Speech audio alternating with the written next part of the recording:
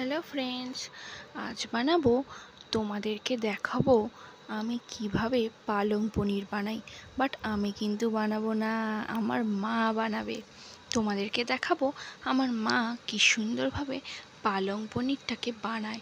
এখানে পেস্ট করে নিয়েছিলাম তোমার সমস্ত কিছু, হচ্ছে গোটা গরম মশলা, এলাচ, দালচিনি, লবঙ্গ, তারপরে তোমার জিরে, আদা বাটা সব পেস্ট করে নিয়েছিলাম। আর এখানে হচ্ছে পনিরগুলো লাল লাল করে মা ভেজে আর একটু জলের মধ্যে মা ভিজিয়ে রেখেছিল।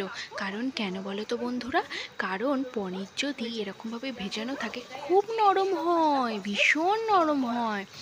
এই দেখো কড়া থেকে সমস্ত জলের মধ্যে এইভাবে ভেজাচ্ছিল মা। আর এখানে আলুগুলোকে দিয়েছে কড়াইয়ের মধ্যে লাল লাল করে ভেজে নেবে। এই দেখো মা এখানে আলুগুলোকে ভাজছে। তো এখানে আমি বেটে নিয়েছিলাম পালং শাকটা। এটা কিন্তু আমি ভাপিয়ে নিয়েছিলাম, ভাপিয়ে নিয়ে তবেই কিন্তু বেটেছিলাম, ঠিক আছে, মিক্সিতে। আর এখানে হচ্ছে সামান্য কিছু কাঁচা লঙ্কা আছে, আর সামান্য কিছু এই যে তোমার এলাচ, দালচিনি, তারপরে হচ্ছে তোমার লবঙ্গ আর তেজপাতা। আর এখানে দেখো লাল লাল করে আলুগুলোকে ভাজা হয়ে গেছে মায়ের। আর মাঝখানে দেখো মা কীভাবে ঘিটাকে ঢালছে, দেখেছো ফ্রেন্ডস? আমার কি হাসি লাগছে।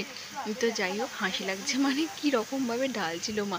তো যাই হোক, আর এখানে হচ্ছে তোমার ওই যে পেস্টটা করেছিলাম আমি, আদা, জিরে বাটা, লবঙ্গ, দারচিনি, এলাচ, সমস্ত গোটা গরম মশলার যে পেস্ট করেছিলাম, ওটা মা এখানে কড়াইয়ের মধ্যে দিয়ে দিল।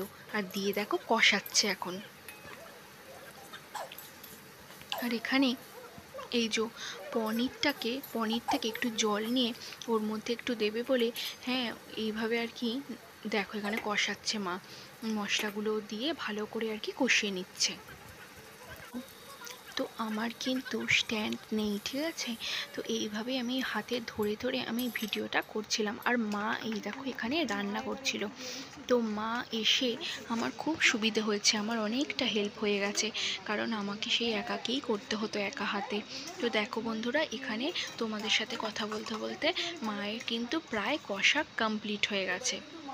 তো তোমরা এইভাবে একটুখানি প্লিজ ম্যানেজ করে দেখে নিও, কারণ আমার তো স্ট্যান্ড নেই সুন্দরভাবে ফোকাস করব যে, আমার সত্যি কিছু করার নেই। তো এই দেখো এখন পালং শাকের যে পেস্টটা বানিয়েছিলাম ওটা মা এখানে অ্যাড করে দিল, দেখো, দেখে নাও ফ্রেন্ডস। এইভাবে মা এবার একটুখানি খুন্তি দিয়ে নাড়িয়ে নিচ্ছে। কিছুক্ষণ পরে তোমাদের সামনে আবার একটু ফিরে এলাম। দেখো ফ্রেন্ডস, এখানে মা কিন্তু তোমার একটু এখানে দই ঢেলে দিচ্ছিল।